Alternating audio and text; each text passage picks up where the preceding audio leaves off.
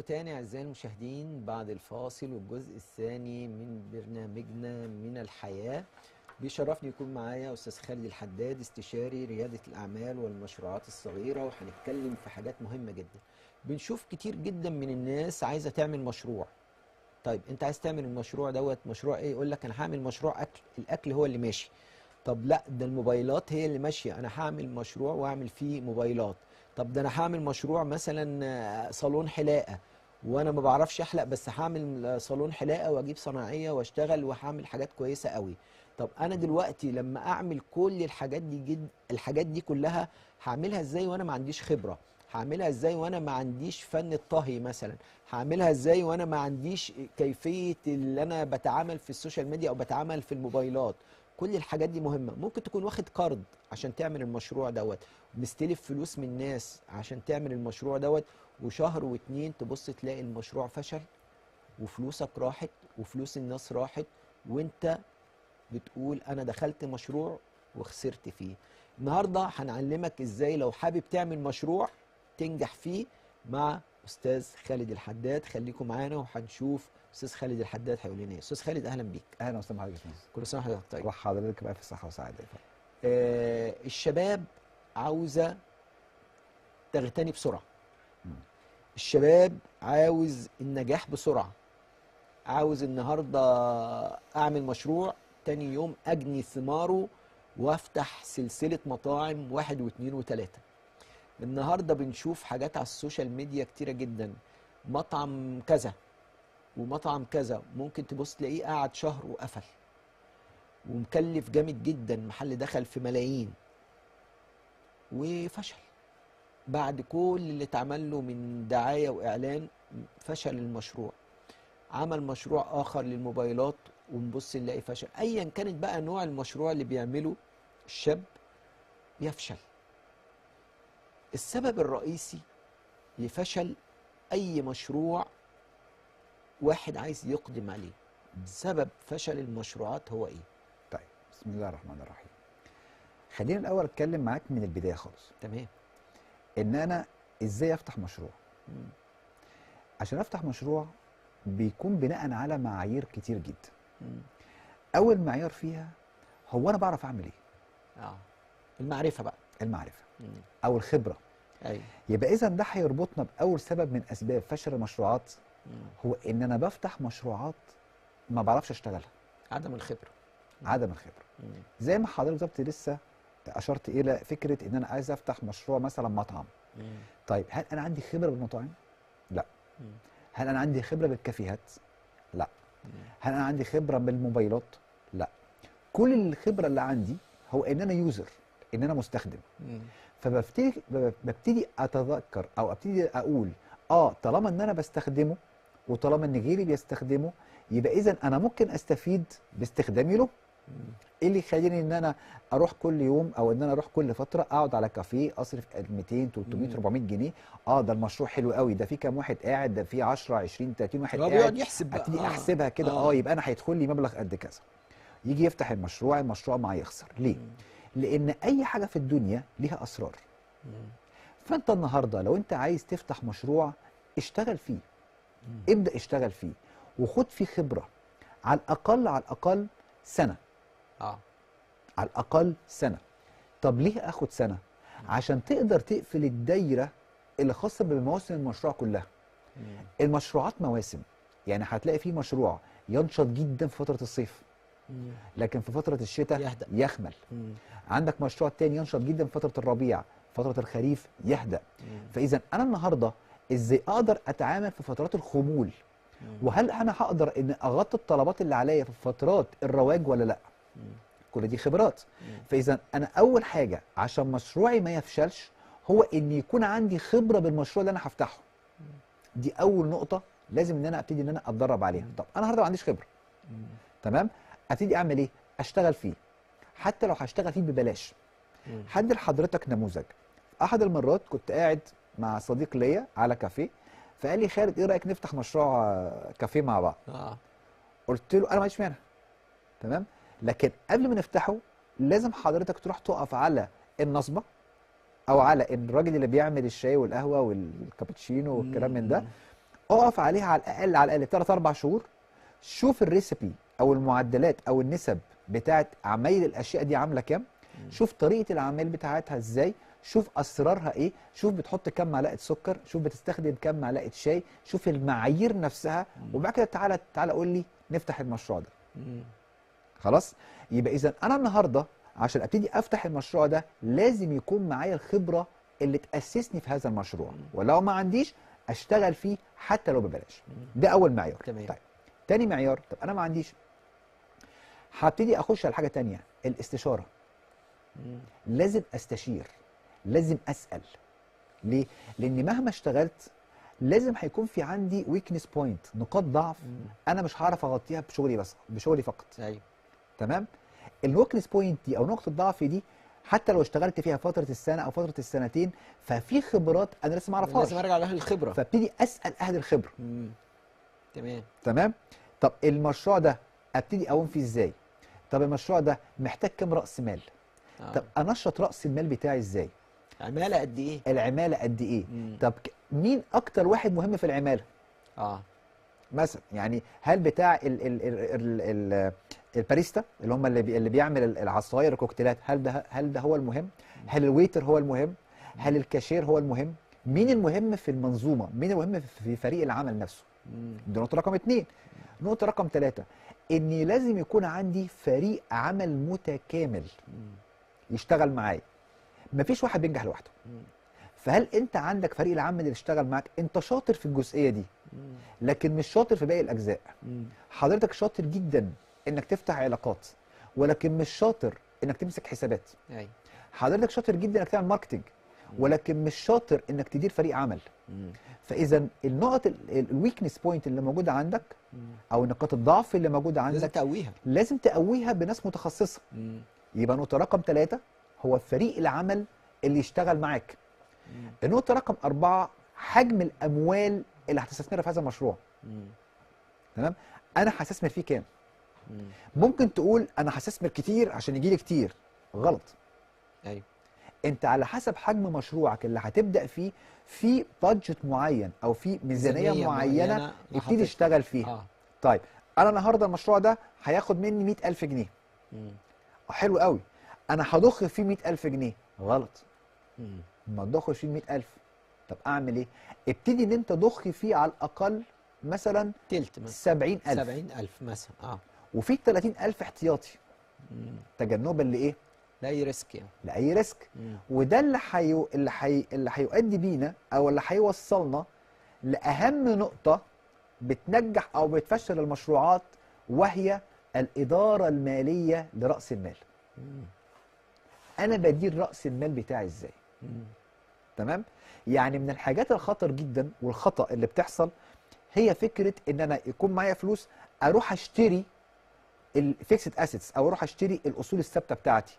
يعني لو ناخد مثال، انا مطعم، انا اروح اشتري الكراسي واشتري التلفزيونات واشتري الشاشات، اشتري كل حاجه. تمام. الكلام ده خطر لانك لسه ما تعرفش المشروع بتاعك هينجح ولا هيفشل. ايوه صح. تمام. صح. انا النهارده عايز افتح ورشه او عايز افتح مصنع، اروح اشتري المكن. غلط. ما تشتريش. اعتمد دايما في اول حاجه على التاجير. على الايجار. لان انت النهارده لو انت معاك 1,000,000 جنيه وهتبتدي انك تشتري مكن، هتشتري المكن ب 600,000 700,000. كلت من راس المال. فانت كلت راس المال. اهم نقطه في المشروع في الاول هو الماركتنج. التسويق. فانا النهارده لو معايا 1,000,000 مثلا هشيل منهم 300,000 احتياطي مثلا. نسبه 20% احتياطي او 30% احتياطي. تمام. وال70% هبتدي اني اخد منهم حوالي 30% او 40% ماركتنج. والباقي هي مصروفات التشغيل للمشروع نفسه. خلاص. طب المعدات، طيب الناس، ابتدي ان انت في الاول خالص هات الناس الكفء اللي تقوم لك المشروع ده، وده يعتبر راس استثمار في راس المال. فراس المال بالنسبه لك في الاول هو مش المكن، هو الافراد فعلا. هي الناس الكفاءه، يعني ناس الخبره. استاذ خالد، يعني انا النهارده مثلا هعمل مشروع. اتفضل. المشروع زي ما انت بتقول ممكن اجر المكان بالظبط. واجر العده بتاعته، واجي النهارده واحد يقول لي في صنايعي بالبلدي كده، صنايعي ده بياخد يوميته مثلا 200 جنيه، تمام وفي صنايعي تاني يوميته 100 جنيه. تمام انا النهارده كصاحب مشروع لسه هجيب، او انا عايز اعمل بقى ضغط في الانفاق وضغط في التكلفه، اجيب الصنايعي ابو 200 ولا اجيب ابو 100؟ ابو 200 ابو 200. طبعا. امم. جيب ابو 200. اه. ليه بقى؟ لان هو هيوفر عليك بعد كده. ايوه صح. تمام. النهارده انا زي ما قلت لحضرتك، انا النهارده معايا مثلا 700,000 جنيه. امم. تمام، او 70,000 جنيه. حلو. قلنا ان انا هشيل من ال 70,000 مثلا 30,000 او 35,000 تسويق. امم. هيتفضل معايا كام؟ اتفضل مثلا قول معايا حوالي 40 او 35 زيهم. تمام. من ال 35 دولت ابتدي اني اشوف مين اكفأ واحد موجود في كل قطاع من القطاعات. طب ايه هي القطاعات بتاعت مشروعي؟ دي اللي انا هعرفها لما اخد الخبره اني اشتغلت في هذا المكان او هذا المشروع في مكان اخر. هبقى عارف المشروع ده محتاج محاسب، محتاج كاشير، محتاج ويتر، محتاج مدير صاله، محتاج كذا محتاج كذا. ففريق العمل اللي انا هحتاجه هو اللي انا خدت خبرته في المشروع اللي انا اشتغلت فيه. وهبتدي وانا فيه هبتدي اعرف هو معدلات الاجور بتاعت الناس دي كام، واجيب الناس الشاطره. ليه؟ الناس الشاطره هي اللي بتاسس لي المشروع. المشروع ده عامل بالظبط زي البنايه، زي العماره، الاساس. فالنهارده لو حضرتك جبت ناس او رميت اساسات ضعيفه عشان حضرتك توفر في المونه وفي الخرسانه بالظبط، وفي الزلط وفي الرمله، ايه اللي هيحصل؟ العماره هتقع. ده اللي بيحصل، انك بتوفر في الاساسات وبتكمل من بره وبتصرف مبلغ كبير جدا على الديكور، بس الاساس نفسه عندك بايظ. لا، انا مش عايز كده في الاول.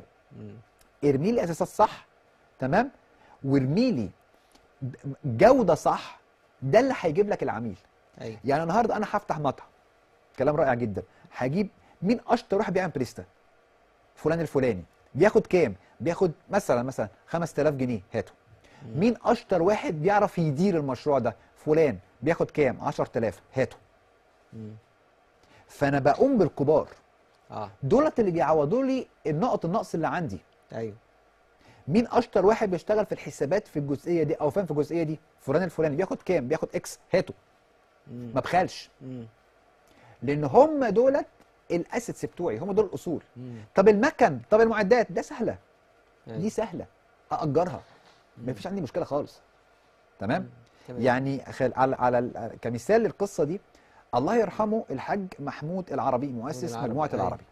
لما جه يعمل مصنع توشيبا في البدايه خالص، لما قال لك اخدت ارض وبنيت المصنع وكل حاجه، لما جم وفد شركه توشيبا قالوا له انت غلطان. انت كنت اجر ارض او اجر مبنى، اجر مصنع، تمام، واجر المكن، تمام، بس انت معاك التكنولوجي. مش مشكله في المكن، انت معاك التكنولوجي. ولما يبقى حجم الطلب عليك زياده بشكل اكبر من تكلفه الايجار، ساعتها اشتري. ايوه. بس انت هيبقى كونت العميل بتاعك. طالما معاك تكوين للعميل، فالعميل ده هو مصدر الدخل المستمر اللي بيورد لك مصدر دخل مستمر. فحضرتك النهارده في استمراريه للدخل، وارد ان انا في بقى مال هيدخل، ممكن ان انا اشتري بقى وبدل ما اجر، لا انا اشتري اوفر لي بقى هنا بقى. بالظبط كده. فانا النهارده انا مش ضامن هيخش لي كام. هيخش لي 10 20 30 5 4، انا ما اعرفش. فالنهارده لما جالي عملاء لقيت ان في دخل بيخش لي باستمرار مبلغ 20 مثلا كل شهر، فانا ضامن ساعتها اقدر اشتري بقى الاصول بتاعتي، واشتري اصل الاهم ثم المهم. تمام. ايه اهم حاجه عندي؟ كذا، اشتريه. ايه الاقل اهميه؟ كذا، ابتدي ان انا اشتريه، وهكذا. فهنا انت بتعمل دراسه ماليه متكامله للمشروع، بتساعدك في ان انت فعلا تنجح في اداره المشروع بتاعك. استاذ خالد، هروح لنقطه بنشوفها على السوشيال ميديا وبيكون ليها اثر من الناس اللي هم البلوجر اللي بنشوفهم على السوشيال ميديا، اللي بيسوقوا للمنتجات الغذائيه في المطاعم. بمعنى البلوجر بيطلع يتكلم ويقول المطعم الفلاني دوت بيعمل اكل كذا، وبيخلي المشاهد، انا اللي قاعد بتفرج، بقول طب ما انا اعمل زي المطعم ده. طب ما اعمل عشان يجي لي الناس ويبقى عندي نفس المنتج. ايه يعني بيعمل همبرجر هعمل زيه، بيعمل باستا هعمل زيه، بيعمل بيتزا هعمل زيه، وهاخد محل ايجار واروح جايب بالفرن واعمل وبتقوم في دماغ الشاب اللي بيتفرج على الفيديو اللي هو من دقيقة لدقيقتين ده الفكرة. خلاص ان الفكرة جات لي، هعمل مطعم جميل. وهنزل اشتري وهحط بقى كل راس مالي في المطعم ده وهبقى زي دول. شايف ان حته التسويق وحته السوشيال ميديا عشان يسوق هذا المنتج بيغرر ببعض الشباب وبعض اصحاب المال ان هو ممكن يدخل في هذا وقدمه تطأ هذا المقترف او هذا الموقف ثم يخسر ماله بعد كده. اكيد طبعا. مم. ده اكيد طبعا. السوشيال ميديا او الديجيتال بروموتنج هو اولا هو مش ماركتنج، هو بروموتنج، هو ترويج وليس تسويق. تمام. فالديجيتال بروموتنج اللي بيحصل هو بيدي لك زي ايحاء ان المشروع دوت مفيش، يعني ده احسن مشروع موجود في الدنيا وده المشروع اللي هيكسبك ملايين. تمام. طيب فالنهارده البروموتنج هو ده دوره انه يجيبك لحد عنده. ايوه. هو نجح في ده. ان حضرتك بعد كده بقى بتعمل هذا المشروع بشكل ما حضرتك ما عندكش خبره فيه، ما سالتش فيه، ما عندكش الناس اللي تقومه لك صح، فدي مشكلتك انت. لان هو بيبتدي يخلق لنفسك او بيخلق للشخص المتلقي ان المشروع دوت مشروع ناجح. هو ناجح في حته معينه لكن ممكن يكون مش ناجح في مكان اخر. يعني انا النهارده مثلا احنا في القاهره، انا لو فتحت مشروع في القاهره ممكن ينجح نجاح كبير جدا، ولو فتحته في اسكندريه ممكن ما ينجحش. والعكس، لو فتحت مشروع في الصعيد ينجح وفتحته في القاهره ما ينجحش. ليه؟ البيئه. هل انت درست البيئه بتاعت المشروع نفسه ولا لا؟ متطلبات المشروع ده يمشي هناك ولا هنا؟ بالظبط. بالظبط. تمام. يعني النهارده مثلا هفتح مشروع محل عبايات. تمام. هفتحه في منطقه زايد. هل هو هينجح في زايد؟ هل ثقافه السكان في زايد بيحبوا يلبسوا عبايات؟ وارد ممكن يفشل. ممكن لا. تمام. طب انه نوع من انواع العبايات؟ فلازم اعمل في البدايه خالص حاجه اسمها الماركت ريسيرش، البحث السوقي. دي بتكشف لي السوق بتاعي عامل ازاي. بتكشف لي طبيعه المستهلك بتاعتي، بتكشف لي طبيعه المنتج نفسه، بتكشف لي البادجت اللي هحطه، هصرف كام، بتكشف لي طبيعه التسويق، فبتكشف لي نقط كتيره جدا جدا جدا. عشان كده انا بقول لاي حد عايز تبدا انك تفتح مشروع، وخصوصا لو حضرتك معاك بادجت كويس، يعني بادجت كبير، تمام، لازم تبدا بالماركت ريسيرش، لازم تبدا بالبحث السوقي. بحث التسويق ده رقم واحد، ده اللي هيكشف لك الدنيا. بمعنى صح حضرتك زي ما تكون ماشي في طريق والطريق ضلمه وده الكشاف العربيه. تمام. ما جه كشاف العربيه حضرتك هتوه، هتخبط او هتقع في حفره او هتخبط في محل او في مش مطب. هتوصل الطريق، مش هتوصل. لا، او هتوصل بس هتوصل بمطبات. فده الكشاف اللي بيكشف لك المنافسين بتوعك. تمام. فبيعمل لك بيعمل لك ماركت اناليسيس، تحليل سوقي متكامل. تمام. يقدر يقول لك تفتح ايه فين وازاي ومين اللي هيشتري منك وتسعر بكام، مجال تسعيره كام. فدي البدايه. يعني بنشوف بعد قطع حديدك بنشوف ناس معاه فلوس يقول لك انا هروح اخد محل، هشتري محل تمليك. تمام. هاخد محل في فيصل مثلا. اوكي. وطب هتفتحوا ايه؟ يقول لك لسه ما اعرفش، انا هاخد المحل وبعد كده نشوف المنطقه محتاجه ايه. بالظبط. واخد بالك؟ فالمنطقه محتاجه، بيبص يلاقي مثلا انا هفتح محل موبايلات وبعديه ب 100 متر محل موبايلات. تمام. ووراه في ظهر الشارع محل موبايلات، والشارع اللي جنبي محل موبايلات. انت هتفتح محل موبايلات، ما انت جنبك 30 واحد فاتحين محل موبايلات. مفيش مشكله. لا، انا بتكلم في نقطه هل ممكن انا كمان افتح محل موبايلات ولكن اكون انا ليا ميزه عن باقي من حولي؟ طبعا. يعني مثلا ممكن ده بيبيع بس، طب ليه انا ما اعملش صيانه وبيع؟ طبعا. بالظبط. يعني في ناس بتفكر هذا التفكير، فعايزين نقول لهم ممكن تفتح محل موبايلات ولكن تكون مميز عن من حولك. هتجيب التميز منين؟ من الخبره. ايوه. نرجع نلف هنجيب التميز من الخبره. فانا النهارده عشان احط نقطه تنافسيه بالنسبه لي او ميزه تنافسيه بالنسبه لي، لازم ابقى انا جوه السوق. مش مجرد واحد جاي من بره، مش مجرد باراشوت. ايوه. عن مشروع. فلازم ابقى من جوه وفاهمه وعارف هو الزبون بتاعي بيهتم بايه. تمام. هل مثلا اهتم اكتر بالاكسسوارز هل اهتم اكتر بالبرودكت؟ هل اهتم اكتر بالصيانه؟ هل اهتم اكتر بالريسيل ان انا بشتري منك وببيع لك؟ تمام. هل مهتم اكتر مثلا بان انا متخصص في اليوزد؟ ودي بقى النقطه الاكثر اهميه. انا ممكن تكون الميزه التنافسيه اللي موجوده عندي هي التخصص. انا متخصص في ده، ايوه، غيري مش متخصص فيه. تمام. يعني تعالى نفترض محلات الذهب. هتلاقي في سوق الذهب محلات الذهب كتير قوي جنب بعض، كلهم جنب بعض. يعني في الصاغه مثلا، في الصاغه، او مثلا وزاره اسكندريه في شارع فرنسا، ايوه، هتلاقي كل محلات الذهب جنب بعض. طب هل ده معناه غلط؟ لا، مش معناه غلط، ولكن كل واحد متميز في حاجه معينه. انا متميز في ان انا بحط مشغولات فيها شغل كتير. انا متميز بان انا ببيع ذهب ابيض بس. انا متميز بان انا ببيع تشكيله. انا متميز بالسعر بتاعي تنافسي. انا متميز بفريق البيع بتاعي. انا متميز بان انا بدي لك عليها هديه. انا متميز بحاجه. تمام. ميزتي التنافسيه حاجه. فلو انت النهارده عايز متميز، مصنعيتي قليله، مصنعيتي قليله، فانا النهارده متميز بشكل مختلف. متميز بالبراند. ايوه، تمام. فانا النهارده وانت داخل مشروع وعندك فيه خبره وعندك فيه ميزه وكل حاجه، انت ايه اللي يخلي العميل بتاعك يجي لك؟ هو التخصص. التخصص والتميز. الميزه التنافسيه. تمام. وفي نفس الوقت نقطه البيع، او بيسميها اليو اس بي، يونيك سيلز بوينت، اللي هي نقطه البيع اللي بتميزك عن غيرك. خلاص. فانت النهارده لو عندك الاثنين دولت، فانت النهارده هتبقى منافس في السوق. ما عندكش، مشروعك هيختفي. ليه؟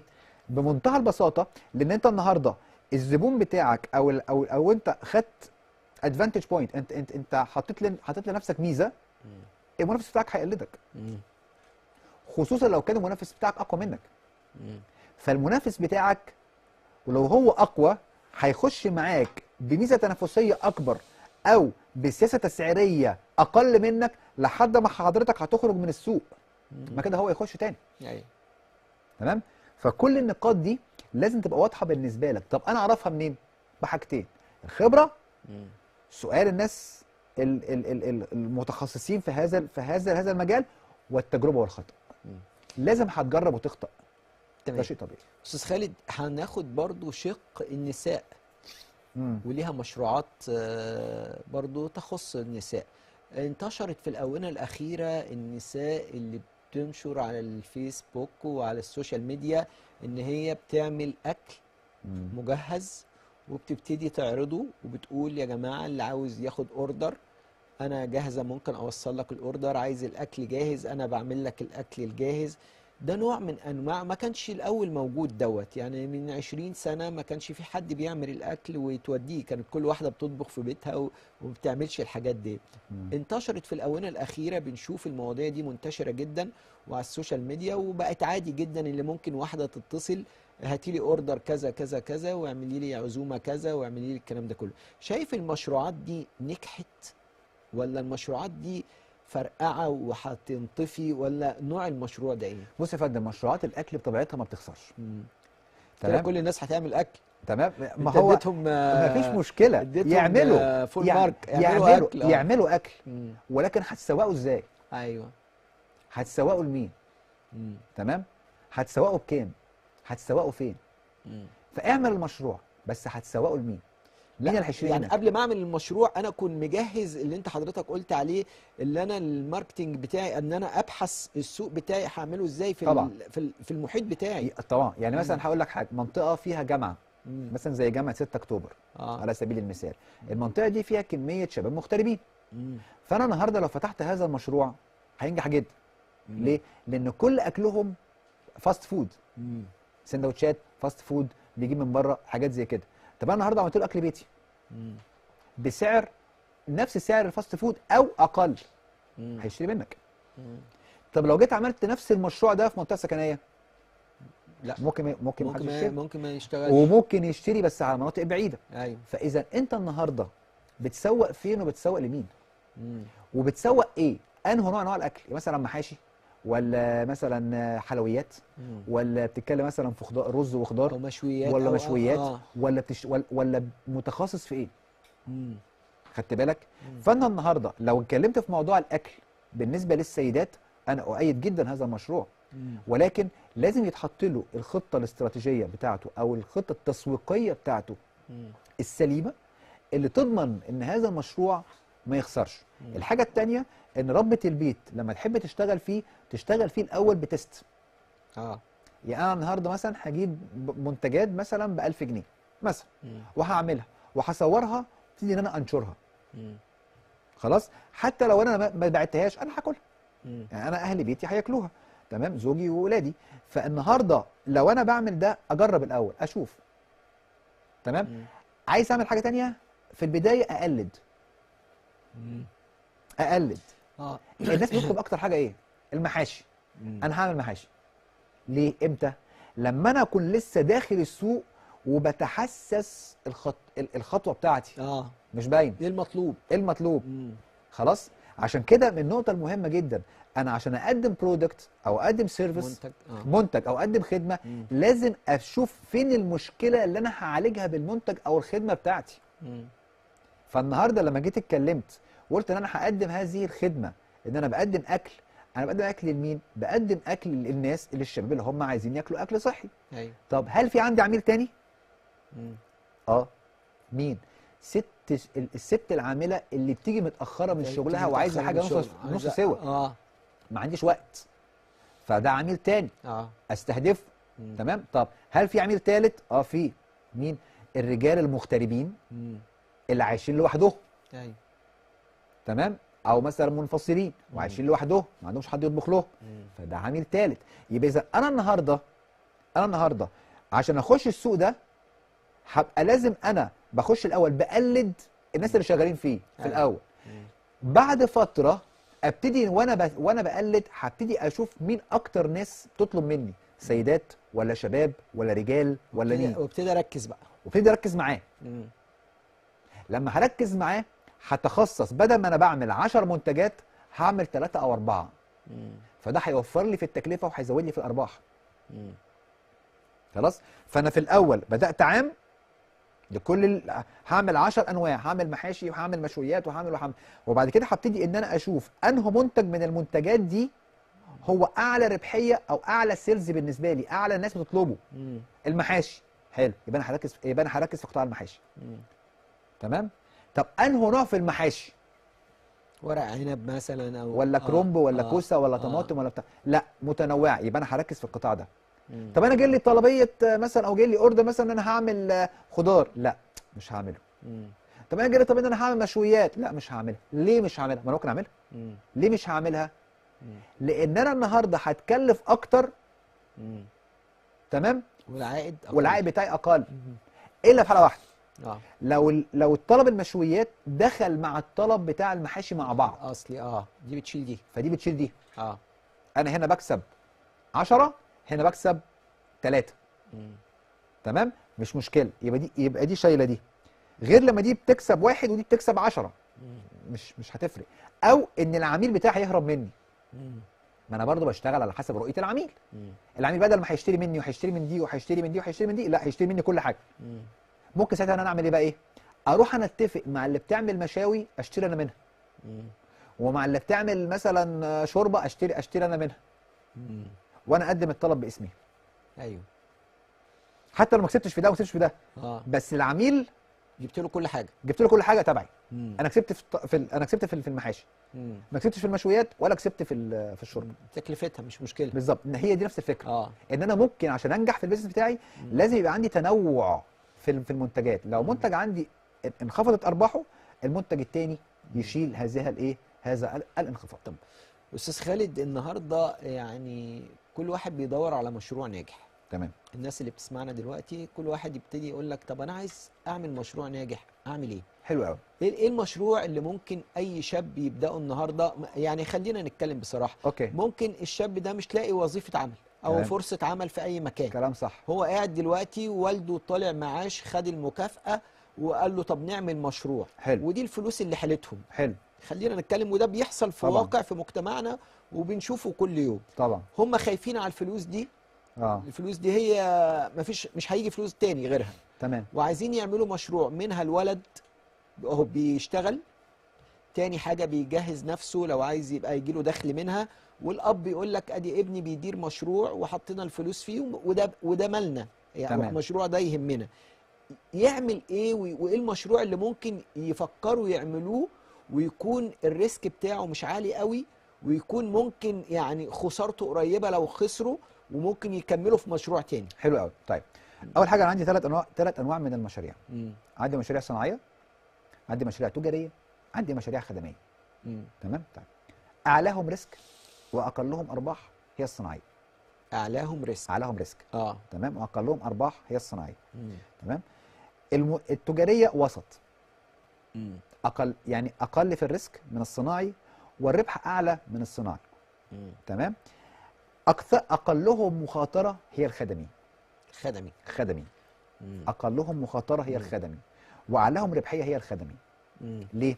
تعال نقيس مع بعض، هو ليه ده خطر وليه ده نص خطر وليه ده اقل اه. خطر، طبقا للاصول اللي بتشتغل عليها. مم. النهارده انا محتاج عشان اعمل مصنع، محتاج على الاقل 5 مليون او 2 مليون، هقول مثلا 2 مليون جنيه. مم. ده ورشه صغيره كده، ورشه بسيطه. ايوه. 2 مليون جنيه، محتاج اجيب مكان، محتاج اجيب عماله، عليا ضرايب، عليا كذا، نور عليا عليك. كذا، عليا حي، عليا بيئه، عليا حاجات كتير، عليا تصاريح، عليا كل الكلام ده. تمام. حلو قوي. فاذا انا النهارده عليا مصروفات كتير، فبالتالي لازم ان انا اقدم المنتج بتاعي بسعر متناسب مع السوق، مم. فهامش ربحي اقل. مم. تمام. فعشان كده قلت لك دولت اعلاهم مخاطر او اكثرهم تكلفه. التجاري برضو انا بتاجر، ولكن مخاطرتي اقل شويه. مم. انا ما بصنعش، انا باخد من المصنع وببيع وبيع للايه؟ للعميل. للعميل. ولكن ده يشترط ان حضرتك يكون معك راس مال متكافئ مع المشروع، يعني مثلا معاك 100,000، معاك 200,000، معاك 300,000، مم. تجيب بيهم بضاعه مم. تبدا ان حضرتك تبيعها لايه؟ للعميل بتاعك، مم. سواء هتبيعها من خلال محل اوفلاين او هتبيعها من خلال الانترنت اونلاين. مم. تمام. طيب يبقى ده النقطه الايه؟ النقطه الثانيه. طب الريسك بتاعها فين؟ ممكن المنتج بتاعك ما يتباعش. النهارده مثلا حضرتك بتشتغل في مجال تجاره الاحذيه على سبيل المثال، فممكن ممكن الموديل بتاعك ما حدش يشتريه. بتشتغل في ملابس، ممكن خلاص الفاشن بتاعتها، الموضه بتاعتها راحت، السيزون بتاعها راح، ولو السيزون راح بتاعها خلاص. تمام. انا كده معايا مش هقدر اتصرف فيه، او هبيعها بخساره. ايوه. تمام. وده شيء معروف في السوق يعني، أيوة. او معروف في الدايره دي. طب مين هم اقلهم بقى؟ الخدمات. بمعنى ايه؟ دايما بقول لاي حد بيسالني السؤال ده، بقول له حاجه مهمه جدا، انت بتحب تعمل ايه؟ انت بتحب تعمل ايه؟ مهما كان اللي انت بتحبه في نظرك تافه او هايف او مش لازمه، ممكن يكون مشروع. ممكن يكون مشروع. لو انت بتحب تتفرج على الافلام، لو انت بتحب تخش السينما، بتحب تتفرج على الكوره، بتحب تمشي، بتحب تقعد على القهوه، بتحب ترسم، بتحب تكتب، بتحب تقرا، بتحب ايه؟ بتحب ايه؟ بحب الميديا، بحب اكون مذيع، انا عايز اكون مذيع، بحب التلفزيون، بحب المزيكا. خلاص. اي حاجه انت بتحبها ممكن تتحول لبزنس. ازاي؟ اقول لك مثال. النهارده حضرتك بتحب تتفرج على افلام على السينما، هتطلع من الفيلم هتبتدي ان انت تشرح الفيلم او تنقد الفيلم نقد، هتعمل فيديو تنزله على اليوتيوب، هيجيب لك مشاهدات مثلا. طب حضرتك النهارده بتحب القرايه، ممكن تسجل بصوتك كتاب صوتي وترفعه على بودكاست ويجيب لك اودينس ويجيب لك فلوس. حضرتك بتحب التصميمات، ممكن حضرتك تخش على الارتفيشال انتليجنس تعمل تصميم رائع جدا جدا جدا، تبيعه للناس، تاخد فلوس. حضرتك النهارده بتحب تمشي، تتمشى، حضرتك النهارده وانت ماشي ممكن تنقل تجربتك للناس، الناس دي تشاهدك. بحب الرياضه مثلا. انا بحب الرياضه. تمام. ممكن الموضوع دوت مع مرور الوقت يخليك تشترك في جيم ويجيب لك فلوس. فاذا انت النهارده بتحب ايه؟ اول حاجه بقولها لاي حد. تمام. طيب اكتب كل اللي بتحبه في ورقه. كله، ما تستثناش اي حاجه. لا تستثني اي شيء. اوكي. تمام. خد اول 3 انت كتبتهم. تمام. وابتدي شوف مين اكتر واحد فيهم لو قضيت فيه 20 ساعه ما تزهقش. مم. وابدا شوف المهاره دي او ال الشغف ده ازاي اقدر يجيب لي فلوس. مم. هتختار واحد من الثلاثه، اه. ده وده وده. الاول مثلا الرياضه، مثلا الجيمنج، بحب العب بلاي ستيشن. مم. تمام. رقم ثلاثة مثلا الكوره. قراءة مثلا. الكورة. اه. مثلا بحب العب كوره. مم. مين فيهم اكتر واحد انت ممكن تقضي فيه 20 ساعه مم. من غير ما تزهق؟ مم. ده ولا ده ولا ده؟ مم. لازم حاجه منهم هتروح. اه. القرايه لا، ممكن اقرا بس مش كتير. مم. بس انا ممكن العب بلاي ستيشن لحد الصبح. اه. حلو، يبقى ركز على البلاي ستيشن. مم. تعالى بقى نشوف بقى بعض المرحله الثانيه، ازاي احول لعب البلاي ستيشن لفلوس. مم. خدت بالك؟ ابدا افكر واشوف مم. ممكن ان انا افتح محل بلاي ستيشن، مم. سايبر يعني. سايبر مم. مثلا، مم. على سبيل المثال. وممكن ان انا اخش بيه في شراكه مع حد، اه. على سبيل المثال. مم. تمام. فابتدي اني افكر الشغف بتاعي ده ازاي اقدر انا احوله لفلوس. ادي لك مثال عملي. احد الشباب اللي انا بدرس لهم مم. بيحب قوي يرسم، مم. يعني طول ما هو قاعد معايا في المحاضره بيرسم. مم. خلاص. فجيت قلت له هو انت مش مركز معايا ليه؟ قال لي يا فندم انا لو بصيت لك مش هركز، مم. انا بركز وانا برسم بيركز وهو بيرسم. وهو بيرسم. اه. تمام. فقلت له ماشي براحتك. ففي احد الفترات في مسابقه للمشروعات الرياديه للشباب، مم. فدخل بفكره ان هو بيعمل عمليه تصميم جيم، تمام، تخلي الناس وتخلي الشباب يقدروا ان هم يستفيدوا من المواد الدراسيه بتاعتهم من خلال جيمنج. بيحول المناهج الدراسيه لجيمز. اه. عشان تخلي الطالب يقعد فترة يستفيد. كبيرة جدا يستفيد وقاعد اكنك بتلعب. اه. تمام. مثلا في الكيمياء، مثلا مم. في الكيمستري، مم. جيمنج، انك بتعمل ده على دوت هيطلع لك المركب الفلاني. طب ما طلعش المعادلة دي كذا، المعادلة دي كذا. مثلا جيمنج. مم. ويخش مسابقات مع بعض. مم. فجيمز. مم. فحول الجيمنج بتاعه، حول طريقته للرسم للعبه مم. ابطال. اللعبه دي بعد كده ممكن تجيب فلوس، مم. يبقى هو مبرمج. مم. فده مجال من المجالات. طب انا النهارده عرفت انا بحب ايه. من ضمن المجالات المهمه جدا انك تدخلك فلوس في الفتره الحاليه هي مجالات البرمجه، مم.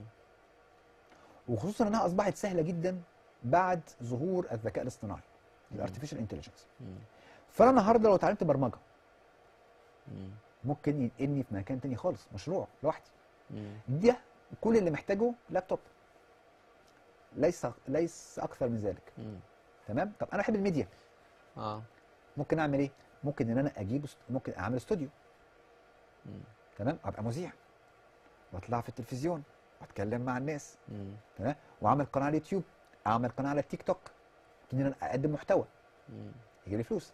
الراجل البلوجر اللي بيقعد ياكل في مطاعم ويدي عليها تقييمات، هوايته انه ياكل، مم. بيحب الاكل، مم. فحول هوايته لايه؟ لبزنس، مشروع. لمشروع ان انا بخش اقيمه. اه. تمام. مم. والراجل دوت من كتر ما اكل في مطاعم الناس كلها بقت خلاص بتثق فيه، مم. بقى بياخد فلوس كويسه. مم. حلو. فاذا النهارده حضرتك معاك فلوس، قبل ما تقول انا معايا كام، مم. انت بتحب تعمل ايه؟ مم. اللي بحب اعمله دوت احوله بعد كده اشوف ازاي اقدر اجيب منه فلوس. مم. اول ما بوصل للمرحله الثانيه ابتدي على طول احولها ليه، اعمل لها بيزنس موديل، نموذج عمل، اعمل لها بيزنس بلان، خطه عمل. مم. فانا هنا بقى بدات انتقل بقى ان يكون عندي فعلا مشروع فعلي. مم. النهارده انا راجل اتعلمت البرمجه، بعمل ويب سايتس، بعمل مم. ابلكيشنز. مم. تمام. بعمل تصميمات انتي فيروس، متعاقد مع شركه بره بعمل لها برنامج بتاعها، بعمل برنامج حسابات مم. مثلا. مم. حلو الكلام. فاذا انا النهارده اتعلمت المهاره دي، ابتدي اسوقها ازاي؟ مم. اسوق نفسي ازاي؟ ايوه. هبتدي اخش بعد كده في مرحله الايه؟ البيزنس موديل. مم. المهاره دي مين الناس هيشتغلوا معايا فيها؟ مم. مصاريفها ايه؟ ايراداتها ايه؟ مم. طب ليه الناس تستعاقد معايا انا؟ مم. لان انا بتحول ان انا كشخص انا المشروع. مم. يعني اقول لك حاجه، محمد صلاح مشروع. مم. يعني محمد صلاح هو كمحمد صلاح هو بروجكت، هو مشروع مم. في حد ذاته. ليه؟ ان هو رجل ليه بيلعب بيأدي جيم معينه هو بيحبها فتميز فيها، ركز فيها بشكل كويس جدا، طور نفسه فيها بشكل مستمر، اصبح بعد كده اصبح عنده قيمه سوقيه مرتفعه جدا، من افضل 5 على مستوى العالم. ايوه. تمام. فاذا انت النهارده يوم ما بتيجي تشتغل تفتح مشروع، خصوصا لو كان هذا المشروع مشروع فردي قائم على الخدمات، فانت النهارده بتسوق نفسك قبل ما بتسوق الخدمه. النهارده انا رايح اكل في المطعم الفلاني نتيجه ان جودته كويسه. تمام. طب النهارده المطعم دوت جودته بقت وحشه، مش هروح.